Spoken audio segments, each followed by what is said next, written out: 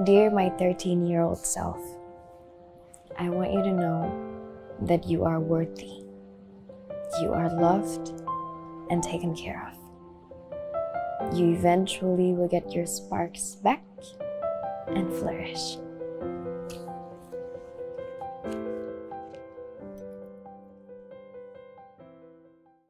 Hai, saya Ariel Tatum. Saya adalah seorang seniman sepertinya. Aktivitas belakangan ini saya baru saja rilis dua film. Jadi lagi sibuk promo, lagi sibuk menjalankan aktivitas personal lainnya juga.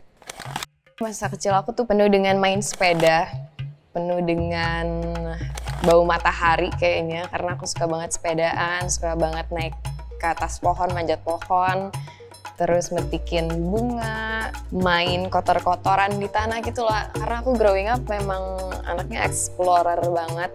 Dan karena aku diberkati dengan zaman aku besar itu kan belum ada social media ya, internet tuh masih sebuah hal yang luxurious yang nggak bisa semua orang pakai gitu.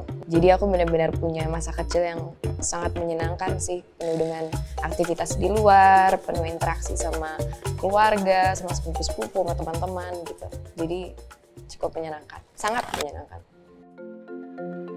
Dari aku TK itu aku suka banget sama jajanan pasar. Dan di masa-masa itu juga kalau aku ditanya cita-cita yang mau jadi apa tuh, aku mau jualan kue cenil di pasar. Aku rasa somewhere in my life kayaknya ada satu titik yang aku harus lakukan untuk si anak kecil ini, si Noni. Aku dipanggilnya Noni sama keluarga, jadi dia adalah Noni. Karena memang bener-bener aku sepencinta makanan jajanan pasar itu. Dan aku ngerasa memang pas kita di usia-usia segitu, hidup kita belum terlalu panjang mikirin untuk masa depan, untuk kayak harus berbuat apa, belum ada pressure dari society. Dulu tuh waktu aku growing up, aku sering sekali being hard on myself ya. Aku dulu punya plan banyak sekali untuk diri aku punya ekspektasi atau standar yang aku buat sendiri, dan aku tuntut ke diri aku gitu. Di usia 13 tahun tuh memang aku mengalami sebuah transisi yang pada saat itu aku merasa hal yang wajar untuk dilalui seseorang yang lagi beranjak dewasa gitu ya. Banyak pergejolakan, banyak sekali ketidakstabilan emosi, banyak sekali hal-hal yang harus aku hadapi. Aku rasanya pada saat itu sendirian aja gitu. Jadi di masa transisi itu cukup berat sih buat aku. Makanya kenapa di 13 tahun akhirnya aku memutuskan untuk cari bantuan profesional. Oh, berarti selama ini Ariel gila ya gitu? Kayaknya kalau misalnya ditanya apa alasannya akhirnya aku nyari bantuan profesional, karena memang di satu titik aku ngerasa I don't think this is me gitu. Cuma aku ngerasa kayaknya there's something wrong with me at that time. Aku nggak ngerasa belong sama diri aku sendiri. Aku nggak ngerasa ini adalah aku gitu. Itulah kenapa akhirnya aku meminta bantuan. Ketika aku pikir itu adalah hal yang wajar aku lalui sebagai seorang remaja yang baru mau beranjak dewasa. Cuma ternyata setelah asesmen lebih panjang, setelah melalui banyak sesi terapi, konseling dan lain-lain, ternyata memang aku didiagnosa dengan borderline personality disorder. Tapi pada akhirnya di usia 17 atau 18 tahun aku minta diagnosa itu sehingga aku bisa tahu simptom-simptomnya apa, gejala-gejalanya apa, sehingga aku bisa memisahkan diri aku yang aslinya sama diri aku yang terkadang punya kecenderungan berperilaku atau berpikir karena si symptoms BPD itu gitu. Gangguan jiwa sama gangguan kesehatan fisik itu harus di-treat dengan sama gitu. Kenapa harus dibeda-bedain? Jadi aku mencoba untuk tarik balik diri aku ke si Noni waktu kecil ini sih, apa yang aku suka lakukan dulu, apa yang bikin aku bahagia, aku tuh pribadinya seperti apa. Aku banyak look back ke si inner child yang ada di dalam diri aku ini gitu, untuk pada akhirnya perlahan bisa dapet essence of myself back gitu. I hope she's proud of me because beberapa tahun ini aku mencoba untuk melakukan hal-hal yang aku tahu akan bisa bikin dia bahagia dan bangga sama aku.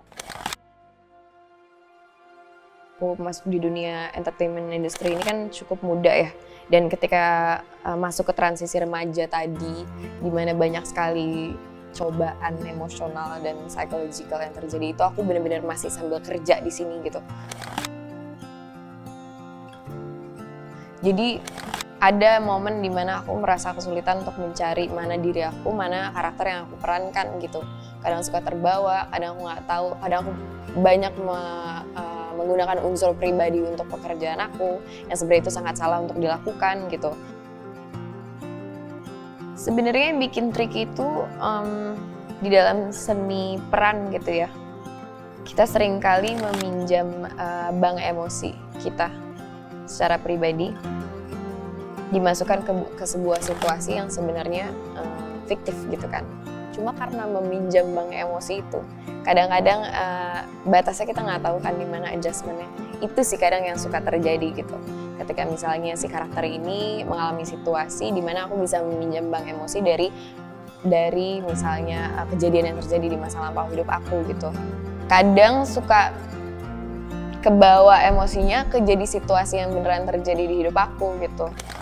Mau tiba-tiba ada ledakan di sini, dia bisa jadi satu-satunya yang selamat.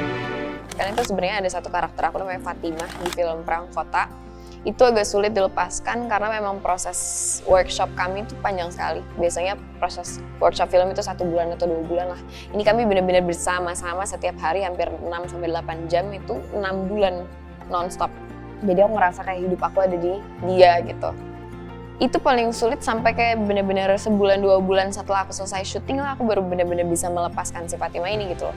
So I think it's the art of life, of knowing who you are and how to grow, but at the same time surrendering to life and wherever it brings you. Ketika kita bicara hal-hal psikologis yang sifatnya psikologis, itu nggak ada yang namanya titik, nggak ada yang namanya finish line-nya gitu loh. Kayak menurut aku kita sebagai manusia itu ever changing, ever evolving, dan kita harus kayak mengalir di dalam kehidupan tanpa kehilangan diri kita.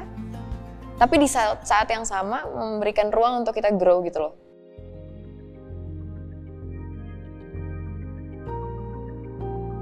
Selalu bilang ketika aku seminar untuk belajar, untuk banyak baca buku, untuk banyak dengerin seminar. Karena kita nggak pernah tahu apa tools yang kita butuhkan ketika kita dapat cobaan dalam hidup gitu. Tapi kalau misalnya kita udah punya banyak tools yang bisa kita gunakan, apapun itu masalah yang akan datang ke hidup kita, kita tahu nih, oh pakai ini gimana, oh nggak bisa, oh berarti kita coba pakai ini gitu.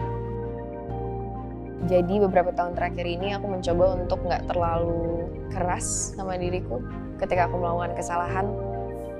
Satu, aku percaya kalau misalnya aku melakukan kesalahan atau aku dikasih cobaan, aku percaya bahwa memang aku harus melalui itu.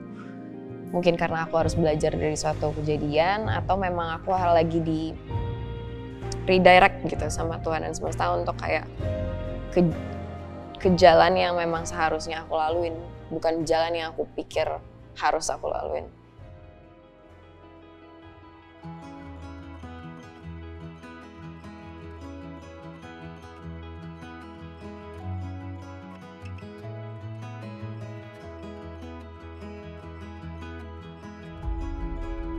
Aku banyak deg-degannya sih semakin aku dewasa, bukan karena untuk menjaga image gitu ya, bukan karena aku mencoba untuk membuat citra yang selalu baik, cuma karena memang menurut aku tugasnya kita sebagai public figure adalah mencontohkan hal yang baik gitu ya. Baik itu kan bukan berarti oh selalu sempurna, selalu nggak ada salahnya. Baik itu as in sesimpel owning up to whatever it is my actions, punya tanggung jawab. Jadi menurut aku itu udah hal yang challenging gitu. Cuma semakin, well I learned it the hard way.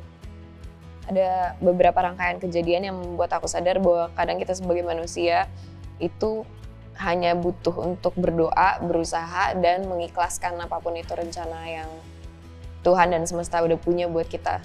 Yaitu yang pasti yang lebih baik gitu.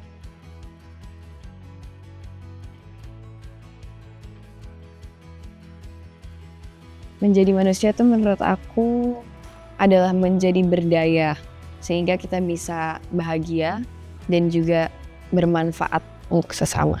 Ini bukan hal yang ada garis finishnya, cuma hal yang terus harus diupayakan sampai kita mati gitu. Menurut aku seni hidup ya di situ, dimana kita menyeimbangkan gimana caranya kita memaksimalkan potensi diri yang kita punya, tapi di saat yang sama kita ingat bahwa kita ini human being, not human doing gitu loh.